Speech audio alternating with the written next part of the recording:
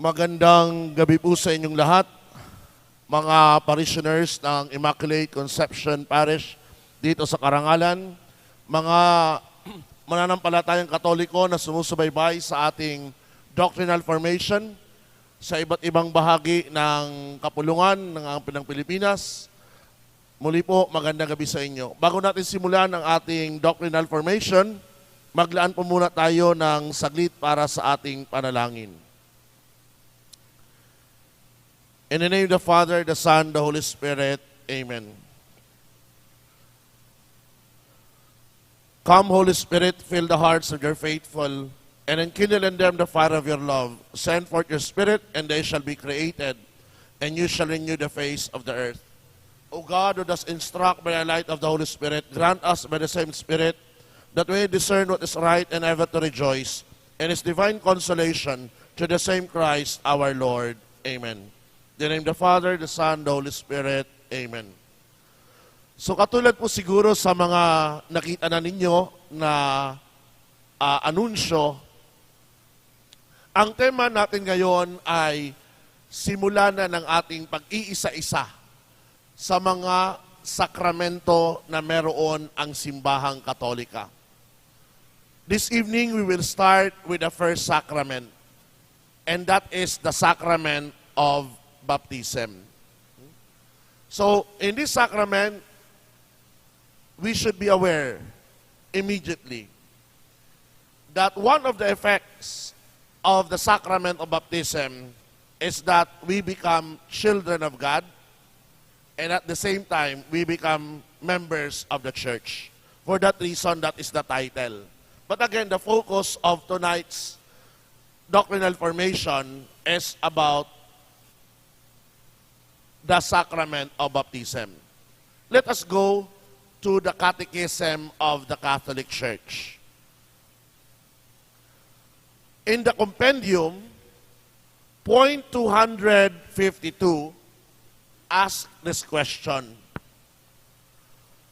what names are given to the first sacrament of initiation?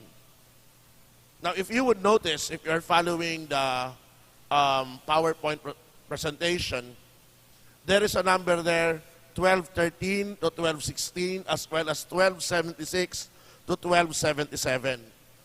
These numbers refers to the Catechism of the Catholic Church. Remember, we're using the compendium. Ito yung buod, yung maiksi, no? Ang lagom ng katekismo. But again, if we want to go deeper in explaining this, we can always make a cross-reference with the CCC or the Catechism of the Catholic Church. Now, to answer this question, the compendium states that this sacrament is primarily called baptism because of the central rite with which it is celebrated. To baptize means to immerse in water. The one who is baptized is immersed into the death of Christ and rises with Him as a new creature. Now, this new creature, St. Paul used this in his letter in Corinthians, second letter to the Corinthians, chapter 5, verse 17. This sacrament is also called the bath of regeneration and renewal in the Holy Spirit. Again, it is St. Paul who used this term in his letter to Titus. And it is called enlightenment because the baptized becomes a son of light. Again, another letter of St. Paul to the Ephesians, using that phrase, son of light. So, if you would notice, the Catechism now answers this question: what is the first? And we are given that it is baptism. And it was also explained here through the letters of St. Paul why it is the first. But to go deeper, let us find it out later once we go to the main ideas. But keep in mind, no, that as an introduction, baptism is the sacrament of faith, gateway to all other sacraments, or gateway to the church as it is known from the old. Tatandaan natin, yamang ito ang unang sakramento na tinatanggap, ito rin ang nagbubukas sa atin para maging kasapi ng simbahan, at hindi lamang iyon, kung hindi para matanggap ang iba pang sakramento, no? Just to start with, no? Introduction pa lang, pero gusto ko na magkwento sa inyo. The other day, I was in our typical activity here in the parish, the Biblia Rasal. After that, we have a question and answer, including those questions about our faith. So the question that was given, no, ganito: maari bang pahira ng banal na langis? In other words, maari bang tumanggap ng anointing of the sick ang isang Kristiyano pero hindi Katoliko? The answer would be no. Bakit? Kasi kung hindi siya nakatanggap ng sakramento ng binyag na meron tayo, kahit sabihin natin siya Kristiyano, naniniwala kay Kristo, but we are not sure, no, kung nabinyagan siya o hindi. Pero typically, hindi nabinyagan. Kasi sa kanila, karamihan ay hindi naman binyag ang ginagawa. In fact, they call it dedication. So it's very, no, different. Magkaiba. And baptism for us is a sacrament. So kung hindi siya tumanggap ng binyag, then paano siya makakatanggap ng iba pang sakramento? So introduction pa lamang yun. We go now to the main ideas. In the Catechism, it was mentioned, what is the first of the sacraments in Christian initiation? Nandun yung phrase na Christian initiation.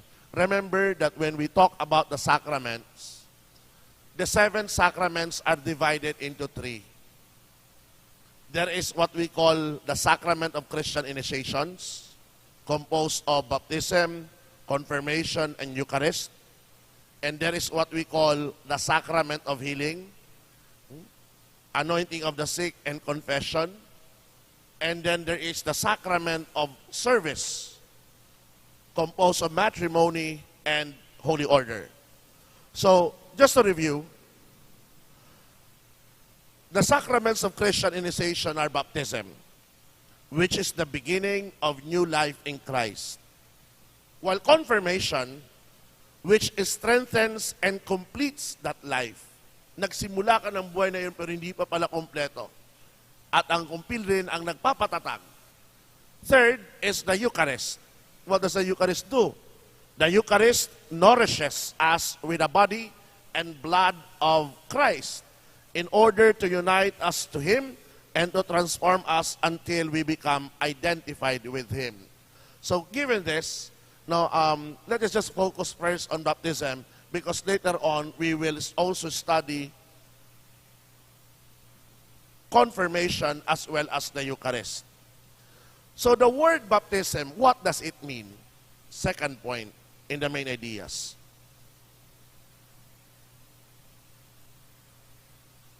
Second point, please. Through baptism, we died to sin and we are born to the new life of grace.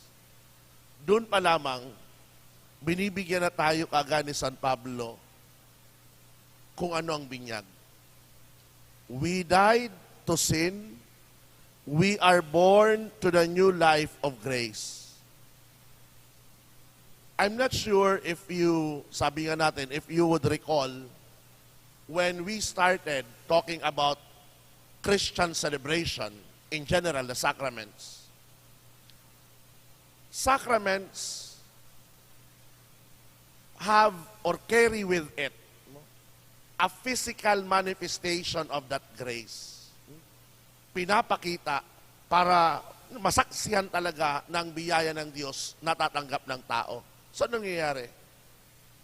Kung susundan natin ang sinabi ni San Pablo sa Romans 6, 3 to 11, sabi niya, we died to sin. Dahil kung tutusin, ang isang tao kapag binibinyagan, sabi nga, the word is immersed, nilulublob. Ang isang tao na nilublob mo sa tubig, it has a beautiful symbolism and image at the same time. Pag nilublob mo ang isang tao, that's a manifestation, a symbolism that that person dies. Di ba? Pag nilublob mo, namamatay ang tao. Kapag hinango mo ngayon ang taong iyan mula sa tubig, namatay siya, hinango mo, pinagkakalooban siya ng bagong buhay. That is precisely the new life that St. Paul is talking. Kaya nga, napakaganda pa rin ng symbolism or yung pagbibinyag talaga na immersion. Although later on, maybe you can ask sa final, Father, bakit nawala o ginagawa pa rin ba ito? I will answer it later on kung may magtanong, no? Pero you can, baka malampasan ko po. Pero the first baptism palaging nilulublob. And the beauty there is precisely that. Pinapatay ang kasalanan sa atin at paghango sa tubig, binibigay sa atin ang bagong buhay. Now, indeed, we are all born with a sin inherited from our first parents, and thus bereft of grace. But Christ frees us by His death and resurrection. Ito yung hindi maintindihan ng marami, lalong-lalo ng ibang mga sekta. Bakit sa simbahang Katolika, kabata-bata pa lamang binibinyagan na? Wala pang isip yan, di naman makakasagot yan. Well, the simple fact is that lahat ng tao, kapag isinilang, ay meron niyang bahid ng kasalanang orihinal. Minsan, this is no funny in a sense na may nagtanong sa akin, Father, yung kasalanang orihinal, pananampalataya yan ng mga Kristiyano, ng mga Katoliko, tinuturo niyo yan. Paano? Kung ang magulang ay Muslim, kapag pinanganak ba ang kanilang anak, merong kasalanang orihinal? Tricky, ano? Definitely yes, no? Regardless of your religion, kapag pinanganak ka, may kasalanang orihinal ka. No? Hindi dahil lang iyong magulang ay ibang relihiyon, wala ka ng kasalanang orihinal. Hindi nakasalay sa pananampalataya ng iyong mga magulang ang kasalanang orihinal. Ang kasalanang orihinal ay para sa lahat. Ibig sabihin, ang lahat, regardless ng iyong religion, kapag pinanganak isang tao, may kasalanang orihinal yan. So, keep in mind, kaya tayo ngayon bilang mga Kristiyanong Katoliko, giving importance that even that little child, little baby, merong kasalanang orihinal, gusto natin na mabura yan. At ang pamamaraan lang para maglinis ng kasalanang orihinal is through the sacrament of baptism. So baptism is the sacrament that confers unto us the fruit of redemption. Ito tatanda natin. Ang unang binibigay, ipinagkakaloob ng binyag na ito ay ang bunga ng kaligtasan ni Kristo. Para saan? So that we may die to sin and be born to the supernatural life of grace. Alam nyo, ang ganda ng temang ito, kung ipapasok pa rin sa mga pagbasa, this coming Sunday, itong linggong ito, tingnan nyo kung gaano kabuti ang Diyos. Tayo na ang nagkasala, tayo na ang nagtalikod, pero ang Diyos pa rin ang gumagawa ng pamamaraan para makamit natin ang kaligtasan. And precisely, that's it. The work of redemption, ang gawain ng kaligtasan, binayaran ni Jesus ang lahat ng ating mga kasalanan at pagkukulang upang pagkalooban tayo ng panibagong buhay, ang buhay ng grasya, ng biyaya. Let's go to the third point.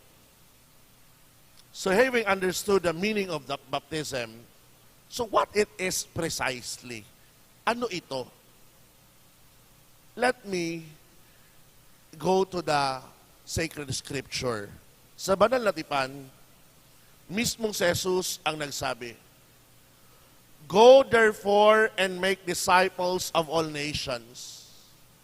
Baptize them in the name of the Father and of the Son and of the Holy Spirit." And he would continue, "He who believes and is baptized will be saved, but he who does not believe will be condemned."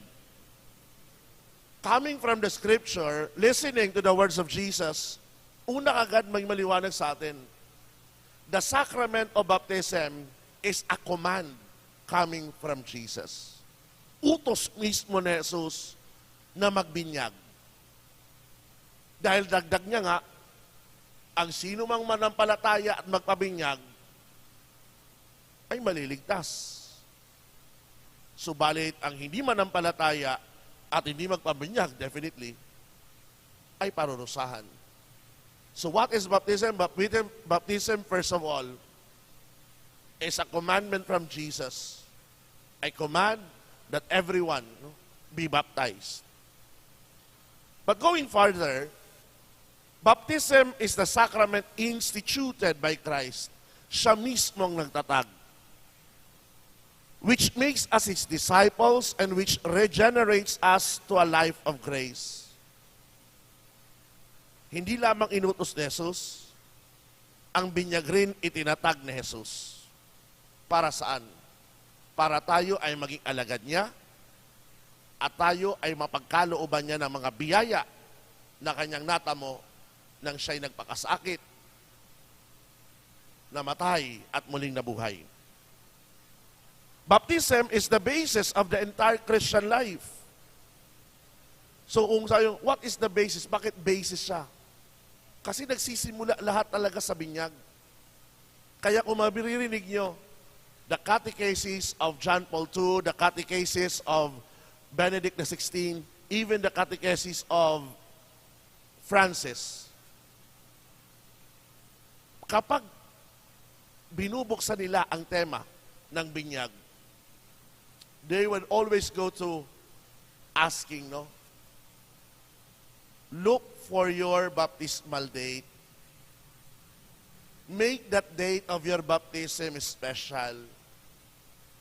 Kasi kung birthday mo nga, you celebrate it because you are born in this world, how much more the baptism you have to celebrate because new grace or new life was given to you. So doon, mapapansin nyo, kung paano tayo hinikayat mismo ng ating mga Santo Papa na pahalagahan ang araw ng binyag because that day, sabi nga nila, you entered a Christian world. You entered and embraced the Christian life, the starting point of a beautiful adventure of faith.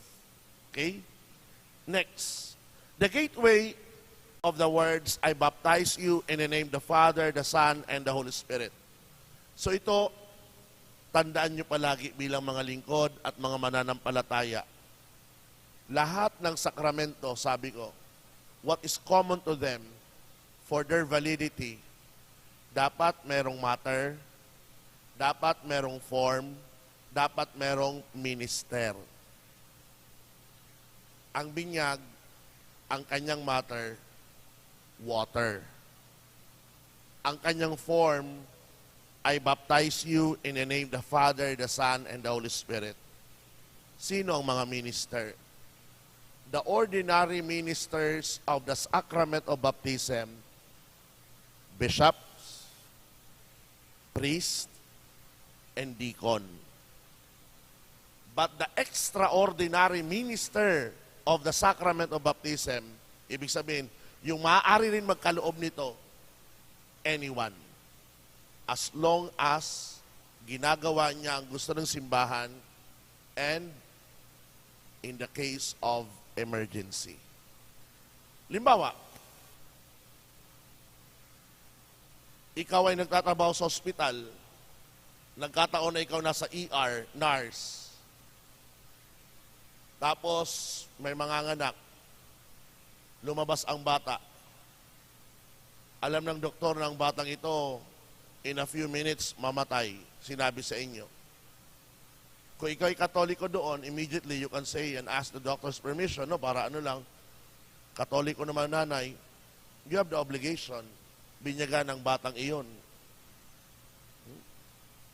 Kaya pag bininyagan yun, ikaw yung ginampanan mong pagiging extraordinary minister ng sacrament of baptism. Because at that point, there is an emergency. Okay? We go to point number 4, the effects of baptism.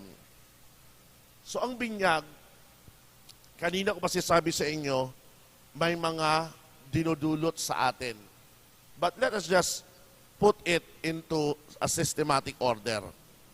Number 1, it blots out original sin. Tinatanggal nito, nililinis. Confers sanctifying grace, nagkakaloob ng grasya na nagpapabanal. Number 3, it confers sacramental character, nagbibigay ito ng tatak. Kaya nga, ang tatak na ito ay hindi maaaring burahin pa ni numan. Kaya hindi mo pwedeng sabihin, binyagang katoliko ako ngayon. Gusto ko nang mamuhay na hindi katoliko. Walang pananampalataya.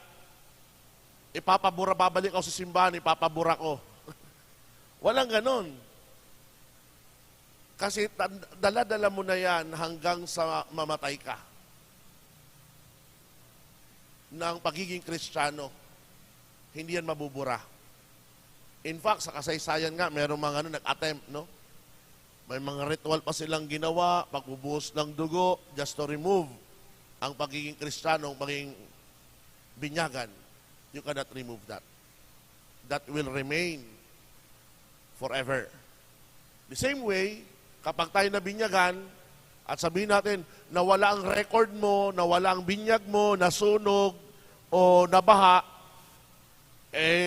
pinapasa-pasa ka na, hirap kumuha ng papers, sabihin mo na lang, Father, magpabinyag na lang ako uli.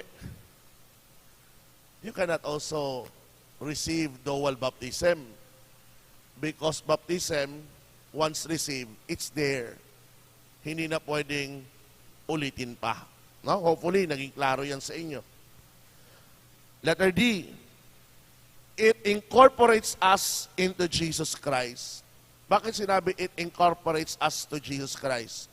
Because once we are baptized, we become part of the mystical body of Jesus. No? Bahagi na tayo ngayon ng katawan mistiko ng Panginoon. At ikalima, it incorporates us into the church. Nagiging bahagi rin tayo ng simbahan. Okay? Kaya ito, binibigay ko palagi itong warning, lalong-lalo na sa mga Katoliko na nasa field ng media, newscaster, karamihan mga ganun, Pag Katoliko ka, huwag mo lang sasabihin na ang simbahan, ganito, ganyan. No, keep in mind, pag sinabi mong word na simbahan at Katoliko ka, hindi lang iyon tumutukoy sa mga obispo at pare, kasama ka doon. Bakit? Dahil binyagan ka.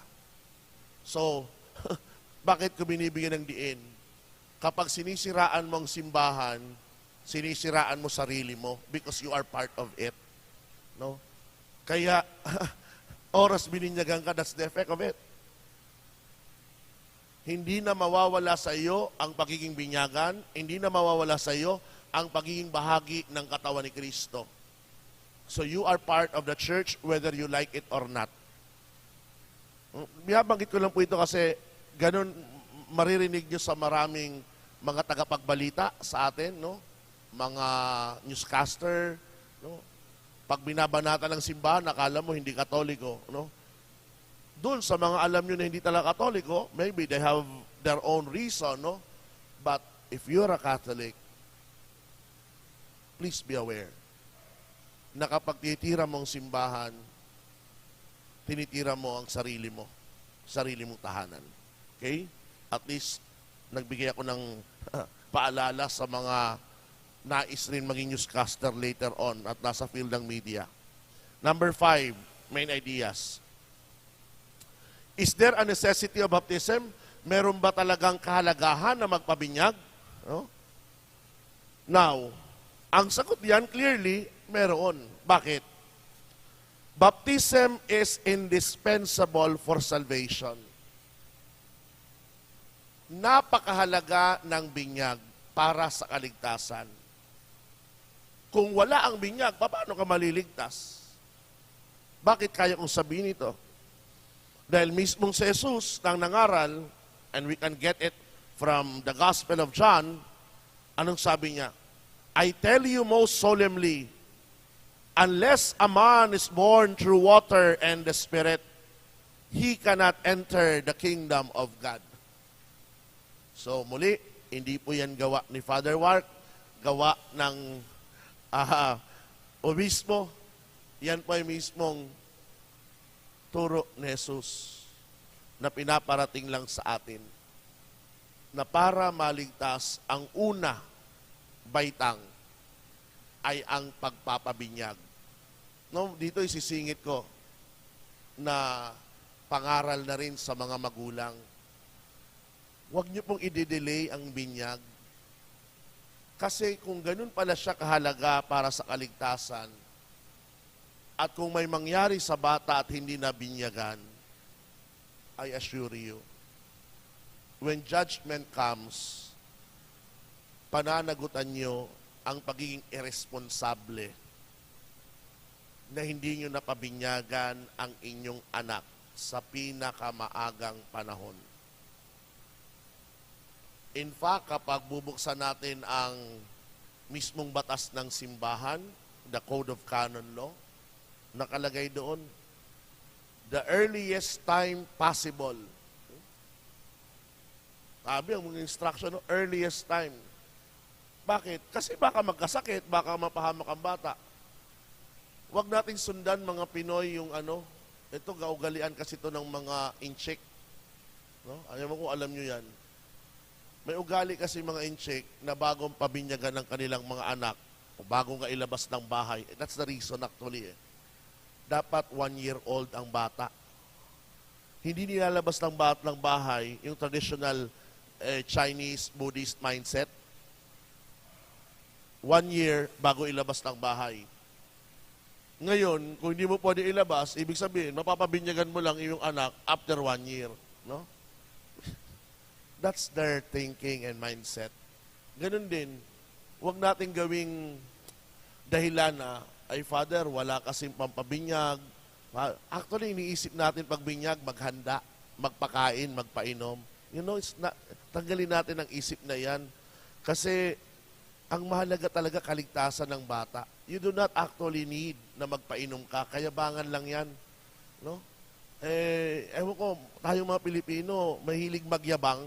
Wala nang ang makain araw-araw, pero gusto pa maghanda at mangutang ng labis-labis. Makapasabi lang, meron akong pera, pero utang naman. No? Remove that mindset. Kasi kung tutusin rin ng simbahan, meron talaga mga itinakdang araw para sa mga tinatawag na binyagang parokya. No? Dito na lamang sa atin, sa Karangalan, magkakaroon this month. And we are trying to make it monthly or every other month para doon sa mga walang-wala talaga, kakayanan na magpabinyag. No? Masama naman minsan sa atin, gustong umaari, wala nang donasyon sa simbahan, pero makikita mo, in grande pag uwi sa bahay, ang handa, no? You can spend, but you do not want to donate. I don't understand also that kind of mindset, no? Pero mahalaga. Pag walang-wala talaga, I assure you, walang pare na sabihin, ay hindi ko bibinyagan yan, wala kang donasyon. No. Magtatakda yan ng araw si Father, baka pagsamasamahin pa kayo, para lang matiyak na mabinyagan ang mga batang iyan. Okay? Now, let's continue. When it is not possible to receive the sacrament of the baptism, one can reach out to the grace of salvation called the baptism of desire, an act of perfect love for God or contrition for sins, with the implicit or explicit aim of receiving the sacrament. And also, through the baptism of blood or martyrdom that is giving up one's life for the sake of Christ. Maganda po ito na maunawaan ninyo. Kasi bakit tanong nyo sa akin, Father, manarinig kong terminong baptism of desire sa baptism of blood. Ano po ba yon? May mga bahagi kasi ng kasaysayan natin kung saan, no, nandun na ang iyong kagustuhan na magpabinyag. Pero for whatever reason and circumstances, naudlot iyon at may nangyari sa inyo. Basta nandun ang desire, it's considered. The same way, di ka pa nabibinyagan, pero gustong-gusto mo magpabinyag, pero may mga nagpe-persecute sa inyo, gusto kang patayin, at nangyari nga, bago ka mabinyagan, ay namatay ka, that is baptism by blood. Okay? So, itong dalawang ginagamit na prase para ipakita na hindi ito dalawang uri, kundi pamamaraan rin na inuunawa ng simbahan in extreme cases. Kasi nangyayari po ito. So children also need to be baptized. Therefore, there is a need for baptizing children as soon as possible. So ito yung sinasabi ko po sa inyo, na ang mga bata ay sikapin natin, agaran mabinyagan. Huwag na nating intayin, sabi nga sa probinsya, na lumaki ang lilitsuning baboy, saka pa lamang magpapabinyag. Kasi maliit pa raw ang biik, wala pang pagsasaluhang litsyon. No? Remove that kind of mindset, okay? Now, we go to the 6th point for the main idea. Who can baptize? Sino ang pwedeng magbinyag? Okay? Sinabi ko sa inyo kanina, may ordinary ministers at may extraordinaries. But we go deeper on understanding it. Normally, the duty to baptize falls upon the parish priest or any other priest or deacon who has the permission of the parish priest. And in case of necessity, anyone can baptize. Pag sabi mo, in case of necessity, in case of emergency na kinakailangan, pwede ang sino man. Pasok ko lang po ito para dagdag kalaman sa inyo. Minsan natanong kami, exam. Case of emergency. Ang mga magulang niya ay parehong Katoliko. Nagkataon na ang yaya ay Muslim. Okay? Nalunod ang bata, halimbawa na lamang, swimming pool, walang magulang, hindi pa nabibinyagan, for whatever reason. Ngayon, ang ginawa ng yaya ay binyagan ang bata. Muslim siya. Pwede ba yon? Sabi dyan, in case of necessity, anyone. Walang sinabi na only Catholics can baptize. Kahit ano pa ang relihiyon niya, basta ginagampanan niya, kumuha ng tubig, sinabi ang formula, I baptize you in the name of the Father, and the Son, and the Holy Spirit, nabinyagan bata. Ang masama lang doon, kung hindi niya ginamit ang formula. Kung sinabi niya, I baptize you in the name of Allah and Muhammad, invalid yun. Bakit? Kasi hindi siyang formula na ginagamit natin. Nakuha po? So mahalaga po yun na maunawaan natin ang temang ito. Now, given the importance and need for baptism, God has made it easy to administer the sacrament. So easy that a person who is not himself baptized, can baptize validly as long as he has intention on doing what the church does. Kahit sino, pwede magbinyag in case of emergency. Ang condition, gawin mo ang ginagawa ng simbahan. Ang ginagawa ng simbahan? Pag binubuhusan mo ng 3 beses, banggitin mo ang pangalan na in the name the Father, the Son, the Holy Spirit. Sumunod. The reason is that Christ is always the one who baptized. Hindi tayo, hindi si Father, si Kristo. So as Saint Augustine remarks, Does Peter baptize? It is Christ who baptizes. Does John baptize? It is Christ who baptizes. Does Judas baptize? It is Christ who baptizes. Kahit sino nagbibinyag, pag ginagawa niya ang ginagawa ng simbahan sa binyag, si Kristo ang nagbibinyag. Maliwanag? 7 point. Way of administering the sacrament. Pamamaraan kung paano ito'y ginagawad. Tingnan niyo po Baptism is administered by pouring natural water on the head while saying the intention. And I baptized you in the name of the Father and of the Son and of the Holy Spirit. So the ceremony of baptism comprises many parts, but the essential part is the one we have mentioned. The pouring of water while saying the words, I baptize you. So itong pinakasentro sa pagbibinyag. Ngayon,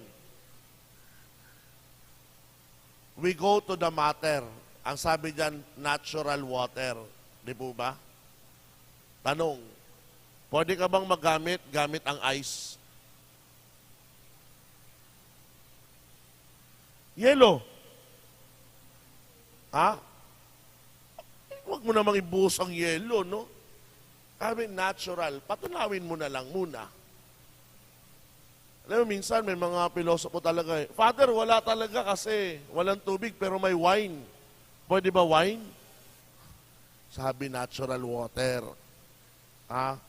Basta water, hindi alak. Okay? So, minsan we can go on philosophizing, no, na magpapilosopo. Ganito, ganyan. Pwede niya kasi liquid naman yan. No. It should be natural water. Okay? And this is the 8th point for the main ideas. Duties imposed by baptism. Yamang nabinyagan ka, ano ang iyong tungkulin? Maganda ito na balikan. Kasi lahat naman tayo nabinyagan. Baka nakakaligtaan natin. When children are baptized, it is their parents and their godparents who take responsibility for them. Maliit pa. However, adults themselves must be responsible and firmly resolved to live the newness of life brought by baptism. Kaya doon sa mga katikista, kapag tayo magbigay ng catechesis doon sa mga adults, hubugin talaga natin. Tandaan na, paalala natin, kapag kayo bininyagan, wala nang magulang, nanay at tatay na magpapaalala sa iyo. Ikaw mismo, sariling mong buhay, ang kakayod para maisabuhay ang pananampalatayang Kristiyano. Hindi katulad sa bata, ginagabayan, tinuturuan magdasal, sasamahan, dumalo sa misa, and so on. So their response may consist in, ito ngayon ang tungkulin. 3, making explicit acts of faith. Ang magpahayag mismo ng pananampalataya. Halimbawa, kapag dumadalo ka ng misa linggo-linggo, ewan ko ginagawa nyo ito. Pero once we are attending the Mass, hindi maaaring nakatayo ka lang doon at nakikinig sa mga kasama ng ninimba, sa sumasampalataya ako. Ikaw pa ganun-ganun ka lang. No. You have to recite. You have to learn. Sumasampalataya, I believe in God. Kasi bahagi ka nun, tungkulin natin yan. Second, in resolving to fulfill the law of Christ and of His church. Ganun din. Ang isang binyagan ay may tungkulin na ano? Isabuhay. Ang utos ni Jesus at ganun din ang batas ng simbahan. 4, and in renouncing forever the devil and his snares. as is done in Easter Vigil when the baptismal promises are renewed. So palagi tayong dapat aware na ang Diablo palagi magbibigay sa atin ng tukso when that grace of God enlightens us. Tayo mismo ang lalayo. Uy, tukso ito, tukso. Yan ang ikatlo natin tungkulin. Maging aware ng Diablo will always look for ways to tempt us. So itong tatlo na ating tungkulin bilang mabinyagan. Recite the creed, live the commandments, and avoid temptation. So before I go to the resolutions for Christian life, magkakaroon tayo mamaya ng break as usual for you to formulate questions that you might want to ask na at sasagutin natin. Ito ngayon ang dalawa na maganda sa alang-alang when we make resolution. First, thank God for having been baptized. Find your date of baptism and celebrate its anniversary. Alam niyo ba ang inyong mga binyag? Yan. Celebrate dapat yan. Remember that baptism imposes on us the duty of nurturing our Christian life, faithfully fulfilling the commandments of God and of the church. So tatandaan natin na may kaakibat ang binyag na tungkulin. Maaring ngayon lang natin narinig na ito palang mga tungkulin. Papahayag ng panampalataya, pagsasabuhay ng utos ng Diyos at ng simbahan. So let us fulfill it in our daily life. Okay? So bago po tayo mag-break, magkakaroon tayo ng break, palala ko lang po, you can now forward your questions and after the break, we will answer it. So mga kapatid, pause muna tayo. Please send your questions kung meron and then pagbalik natin, sasagutin po natin hanggang sa mamaya po.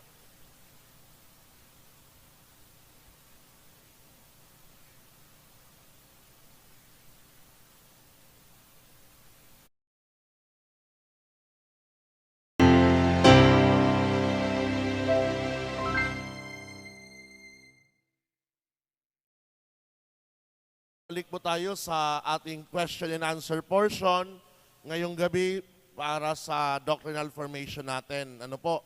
So, ito na, may mga pumasok na pong katanungan.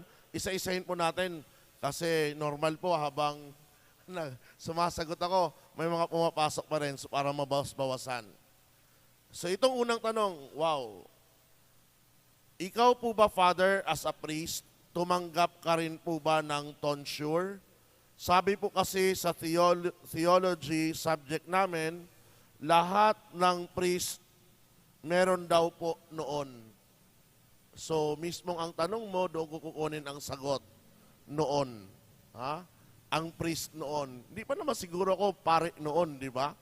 Pari ako ngayon. Ibig sabihin, ng panahon, ng kapanahunan, tinatanggap yon bilang part sa a journey ng pagiging pare. Pero ngayon, hindi na siya nilalagay. Okay? At may dahilan yon bakit nilalagay ang tonsure. Part of a clerical state, ma-identify, na handa ka na talaga ibigay mong buhay mo para sa paglilingkod ng simbahan. But nowadays, hindi na. Kaya nga, masanay na rin siguro kayo, lalo sa mga seminarista, magdamit ng clerical, para pagpari na, mas lalong mamahalin yung damit na ito. Hindi yung kung naging pare na, hindi mo ma-identify kung tambay, kung driver, di ba? Ang puting ito, consider mo na rin tonsure. Minsan kasi yung mindset na, ay pupunta ako ng mall, ayokong makilala ko. Bakit? May date ka ba doon? You should not be afraid of your identity as a priest. Pari ka, isa yung biyaya. Kaya ako, palagi sinasabi sa seminaryan, practice now what you want to become in the future. Pag hindi mo kayang sumuot ng ganito, I will not judge, but there could be a problem in living a unity of life. Normally, what we call a dual life. Sa loob ng simbahan, sa iyong parokya, yun, susuot ka, pero pag wala nakilala sa iyo, ayan, magno-normal kang damit para, nakatago ang identity mo. No, so I mean, this is the tonsure no, para sa akin, okay? Sana nasagot ko yun. Kung ikaw ay isang seminarista, prayers for you. Now, second question. Good evening po, Father Mark. May isang baby, nagkasakit at namatay. Pero di siya nabinyagan. Pero bago siya ilibing, binasbasan din siya ng pari. May manang sala pa rin po ba siya? Tandaan niyo po, ibang basbas sa sakramento. Okay? Ang layo ng pagkakaiba. Kaya nga ito minsan ang mindset nating mga Pilipino ay talagang, that's the reason ba't ako po nagbibigay ng doctrinal formation.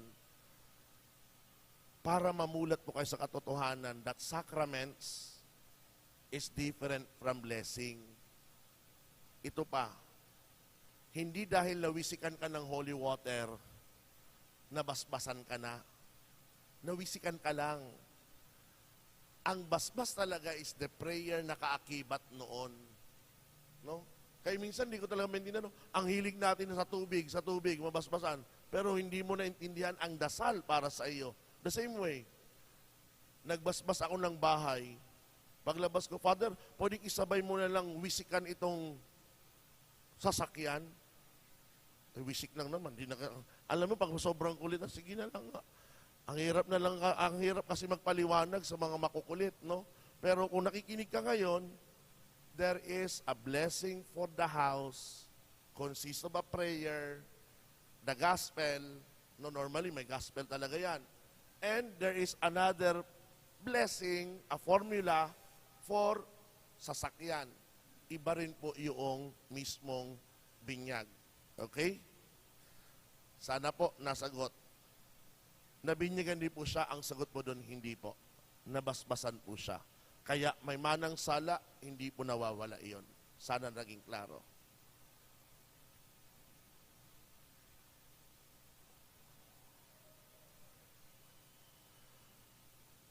Okay, sumunod po. Iyong kapitbahay po naming OFW, Father. Pagka sa Saudi siya, nagsisimba siya sa masjid ng mga Muslim as Muslim. While pag dito siya sa misa po natin as Catholic, tama po ba yon? Ngayon, sasagutin kita gamit ang logic. Pag ang iyong asawa naninirahan sa isang bahay doon, saan yun? Sa Saudi. No? May kinakasamang babae. Pag nandito sa bahay mo, tama po ba yun? Ikaw ngayon sumagot. Because that's the same thing. We cannot play with our faith. In fact, others should also be respectful in the same way that we are respectful with other faith. Kaya lang ang iba talaga, katulad niyan, pag ang amo ay mga, sabihin natin sa Saudi, mga tradisyonal na mga Islam, no, hindi ka papasahurin, hindi ka i-increase kung hindi ka lumipat sa kanilang relihiyon. Alam ko po yan kasi mismong yung kakilala namin before, nang pumunta sila sa Brunei, para ma-promote siya, mabigyan ng mga benefits, they have to convert to Islam. Pero deep inside them, ayaw nila. Kaya nga habang nandun sila, para hindi magkasala as a Catholic, okay, sige, pagbigyan. Pero nung umuwi sila, totally na nag-retire na sila, they returned as Catholic. Kasi ayaw nila Muslim. It's for the sake talaga sa kanilang hanap buhay yun. So, ganun yun. Hindi maganda, ibig sabihin, mali siya, pero ang simbahan kasi maunawain sa atin na mga anak niya. Okay? Sana nasagot ko po yun. Iisa lang po ba, Father, ang SSPX at ang mga sede vacantes? Well, to answer it, parang tinanong mo sa akin, no, Father, si Soriano po ba ay ganitong tinuturo? Now, honestly, kung sino ka man nagtanong, hindi ko masasagot. Kung gusto mong malaman ang sagot dito, itanong mo sa pare na SSPX kasi yun ang concern mo. I cannot answer questions na hindi tungkol sa simbahang Katolika. Okay? Pag sinabi mo, member sila ng Katoliko. Sabi mo nga, gusto mo malaman, ako mismo on my side, hindi ko alam. Ang alam ko lang kung sa SSPX, na-lift ang kanilang excommunication. So in other words, hindi sila excommunicated now. Pag tinanong mo sa akin, are they in communion with the Catholic Church? No. Because lifting the excommunication does not necessarily mean canonically that they are in union with the Catholic Church. So kung gusto mo malaman kung sila ay sedevacantist, as a priest from SSPX. Okay. Father, ilang ninong at ininang ba ang kailangan pag nagpabinyag? Ang ganda ng tanong na ito. Gusto ko sana magpatawa pa, pero seryosohin ko na. Kasi mga Pilipino, pagbinyagan, 10 ito, upuan. Gusto punuin lahat eh. Kaya nga minsan kapag sasabi ko pag nagbibigay ako ng binyag at may time na magbigay ng homily, sabi ko sana lahat ng ninong at ninang mamaya magbigay ng 1,000 sa bata, no? Kasi papakainin kayo. Pero to answer you directly, sa canon law, isa lang ang hinihingi. Okay? Isa ang hinihingi. Mas mainam, wala naman din sa kapag lalaki ang bata, idininong. Kapag babae ang bata, idininang. Pero kung gusto mo balanse, isang ninong, isang ninang. Okay, kung gusto mo, ako nasasagot dyan sa tanong na iyan. Ha? Sa tumatawag para makita niya, hala, si Father ng Bakit hindi ba yan Sagutin niyo na po, huwag kayong mahiya. Hello, nandito si Father. Live po tayo ngayon. Okay? Pasensya po kayo, pero ako nagtuturo. Hinahayaan ko lang po, hindi ako nagpapatay ng cellphone. Pag tumunog yan, kukunin ko, hello, si Father Mark ito, maglilingkod ba ako sa iyo? Siyempre, hindi natatawag yun. Okay? Kaya sinasabi ko po sa inyo, hindi ako nagbabawal, pero allow me to answer your phone pag tumalog, ha? Okay, next question. Father, bakit kailangan lagyan ng white na sombrero ang bata at may kandila pa? So, ito, practices, part siya ng binyag, part ng ritual. Pag tinanong mo, are they essential? No. But are they part? Yes. Kaya nga, masingit ko na lang dito. Kanina, di ba, ang tanong ay, paano kapag namatay ang bata na hindi nabinyagan? Ito. Paano naman kung ang bata na miligro, nabinyagan? Okay, nabinyagan. Ng isang nandun sa, sabihin natin, sa ospital. Pero nabuhay. Nabuhay ang bata. Tanong, anong gagawin mo ngayon para magkaroon ng record ng binyag?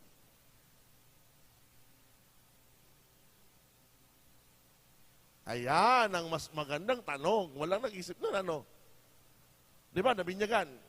Case ito, ang bata. Case of emergency. Sabihin natin, isang nurse. Nabinyagan. Sinong minister na ilalagay doon sa binyag? Anong gagawin? Ang gagawin doon, pumunta ka sa parish office. Sabihin mo, nakatanggap ito ng binyag, case of emergency. So since ang essence lang, yung mahalaga, ay yung mabuhusan ng tubig at ang formula, pero kailangang kompletuhin ang ritual dahil siya ay nabuhay. Kaya nga ang tanong, Father, sinong minister? Actually, yung minister ay nagbinyag, hindi si Father na magtatapos. Okay, kayo magtataka kayo, bakit babae ang nagbinyag? Hindi paliwanag, I was baptized in a case of emergency. Okay? So yun. So yung kandila at ang sombrero at ang damit, they are part of the ritual. At yun, habang bahagi ng ritual, may mga paalaala ito.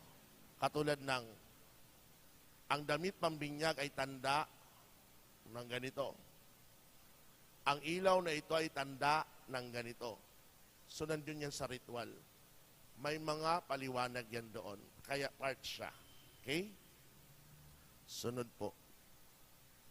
Sa glorified body po ba, Father, may concupiscence pa rin po bang nakadikit doon? Definitely wala na. Definitely wala na. Kasi tapos na ang journey niyan. Nahusgahan na rin yung taong iyon. So wala na concupiscence. We have been purified by that time. Kasi sabi mo glorified, di ba? So purified na tayo noon. Kung ang glorified body mo, definitely will go to heaven. Pero kung papunta pa lang siya ng purgatory, by the way, wala na nga ang purgatory by that time eh. Kasi nalinis ka na ng kasalanan. Body ang pinag-uusapan natin, hindi yung soul. Next. Magandang gabi po, Father Mark. Ang tanong ko po ay, ilang taon po ba bininyagan si Jesus? Roughly, ayon sa mga dalubhasa, 30 years old. Kasi yun siyang nagsimula ng kanyang public ministry. And 33 years siya, roughly, nang natapos ang kanyang public ministry.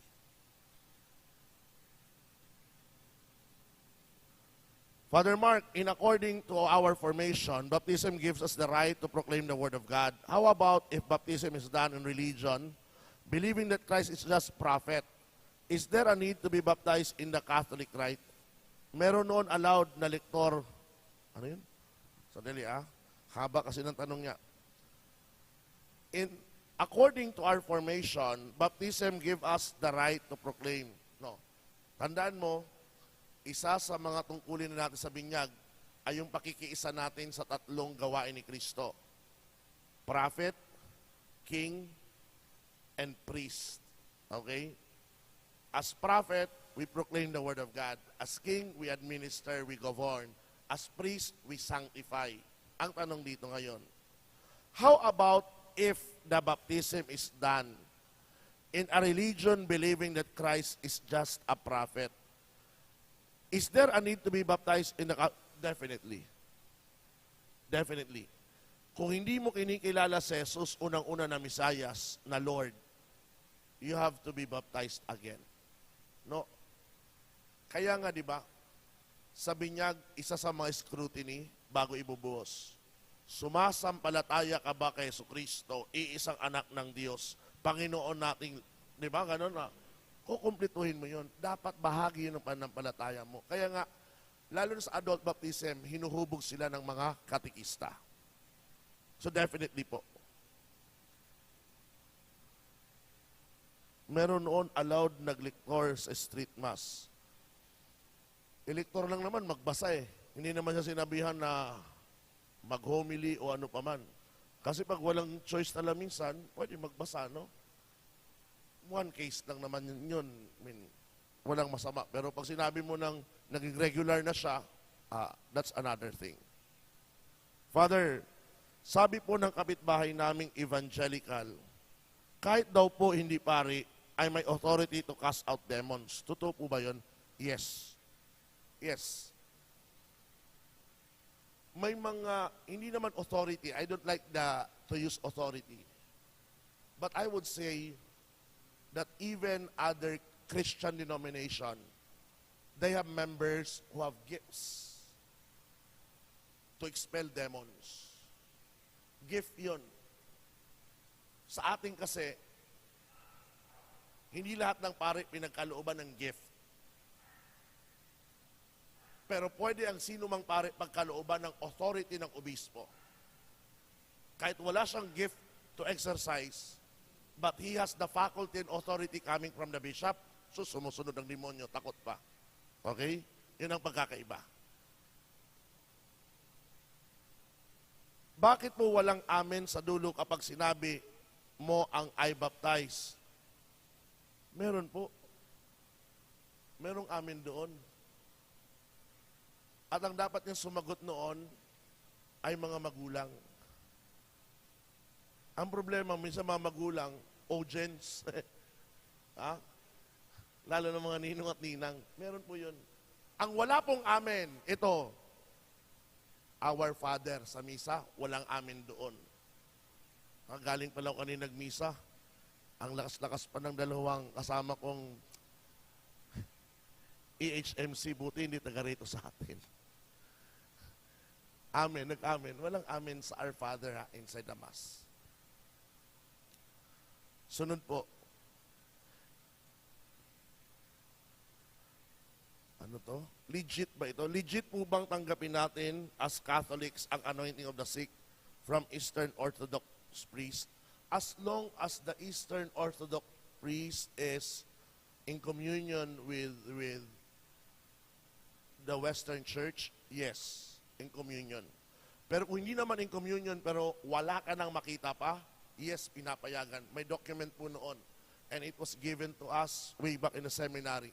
Ganito kasi yun, ano? May mga Eastern Orthodox Church in communion with Rome. Ang kanilang sakramento valid rin sa atin. Kasi in communion sila. Pero sa mga hindi in communion, at napunta ka sa mga area or countries na walang Catholics, pero sila nandun, you can even attend their Mass and receive their communion. Meron pong document doon. I can even research again on that. Pero I'm clear in my mind, my memory will always serve, no? Naalala ko na meron kasi naging exam pa po namin yon. Nakalimutan ko lang ngayon kung anong pangalan ng dokumento.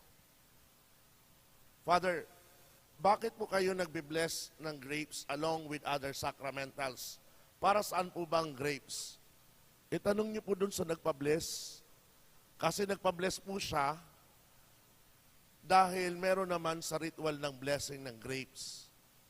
In fact, meron nga, ayoko sabihin ito eh, baka sa susunod na first Saturday may magdala, may blessing ng beer. Wala narinig, no? Blessing ng beer.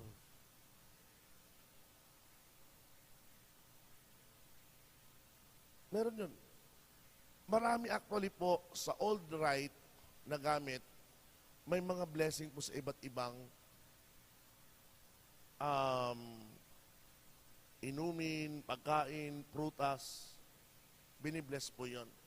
Ngayon, pag tinanong mo para saan po yun, better ask them.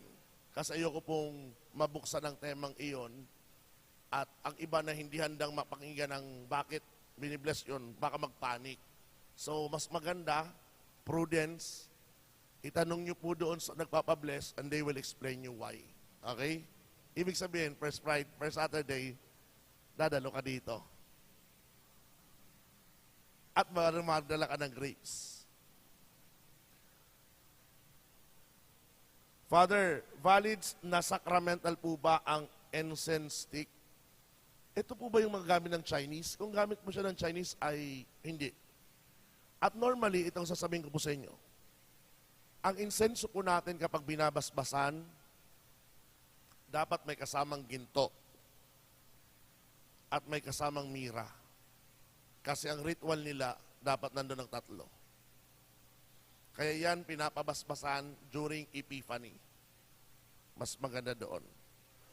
Good evening po, Father Mark. Tanong ko lang po, nagkakasala po ba ang mga dating Katoliko dahilan sa nagpabinyag sa ibang sekta para may member sila ng bagong Definitely. Alam nyo po, pagdating natin, ito sa mga kasalanan, kaya hindi masyado ako nagdi-discuss ng kasalanan o hindi. Kasi po, darating ang araw, we will discuss about sin. And all the sin covered by the first commandment, second commandment, third commandment. Yung kapag naglipat ka sa ibang relihiyon, merong kasalanan yon, either apostasy or schism. Depende kasi sa degree. Okay? Doon natin yung pagkaaralan.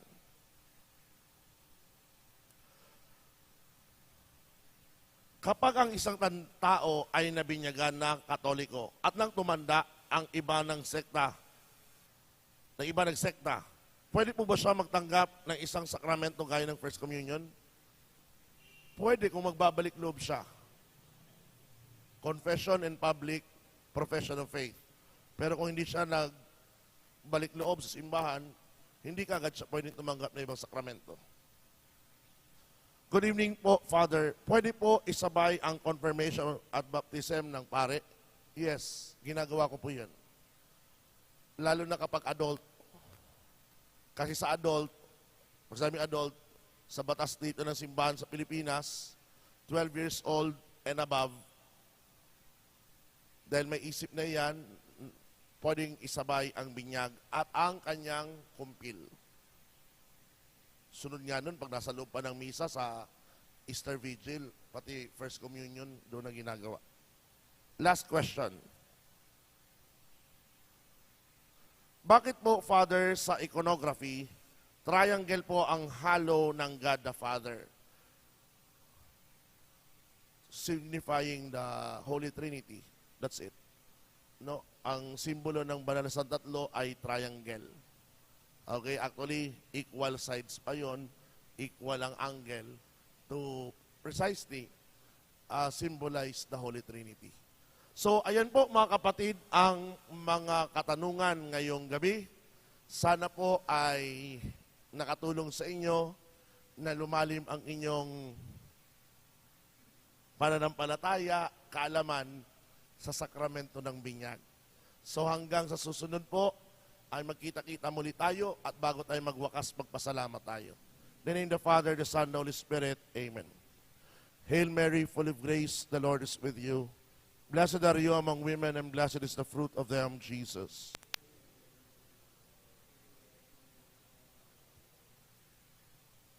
Glory to the Father, to the Son, and to the Holy Spirit. Ngayon, tanggapin niyo pong pagbabasbas. The Lord be with you. And may Almighty God bless you and your families. In the name of the Father, the Son, the Holy Spirit. Amen. Muli po, maraming salamat sa inyong pakikisa ngayong gabi. Pagpalain kayo ng Panginoon hanggang sa 4th Saturday of the month. Thank you po and God bless.